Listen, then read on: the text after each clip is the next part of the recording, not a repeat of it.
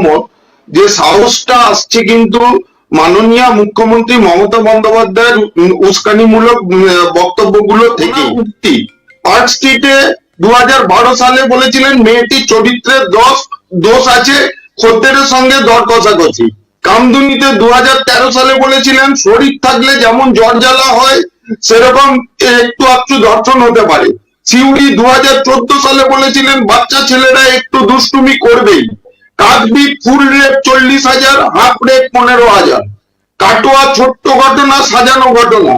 রানাঘাট 2015 সালে ধর্ষণের ঘটনায় উনি বলেছিলেন সরকারকে বদনাম করার চেষ্টা হচ্ছে।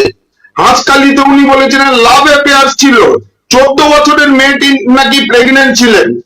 আর এরপরে এসে যাক হাঁসখালির পরে সন্দেশখালি, যেখানে 164 জবানবন্দির পরে ওনারা নানান স্টিং অপারেশন করে বিজেপির এক মন্ডল সভাপতির বক্তব্যকেই ওনারা সবচেয়ে সর্বোপরি মানলেন। বিজেপির জাতীয় সভাপতি বা রাজ্য সভাপতি তাদের চেয়েও মন্ডল সভাপতি তৃণমূলের কাছে বড় হয়ে গেল।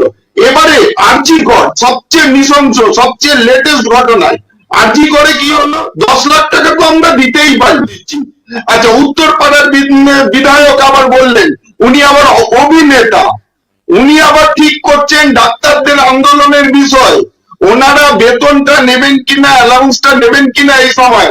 আমার প্রশ্ন সেই জোকার বিধায়ককে, উত্তরপাড়ার শ্রীযুক্ত কাঞ্চন মল্লিককে আমার প্রশ্ন, আপনি যখন মালয়েশিয়া না মলদ্বীপে যান ব্যক্তিগত ট্যুরে এবং যখন প্রায় অর্ধনগ্ন অবস্থায় ফটোগুলো পোস্ট করেন, ঘুরে বেড়ান, সেই সময়কার বেতন আর অ্যালাউন্সটা আপনার এমএলএ হিসেবে আপনি কি নিয়েছিলেন না নেননি, সেটা জনসমক্ষে আনা হোক। আমার এটা কাঞ্চন মল্লিকের উদ্দেশ্যে প্রশ্ন থাকবে।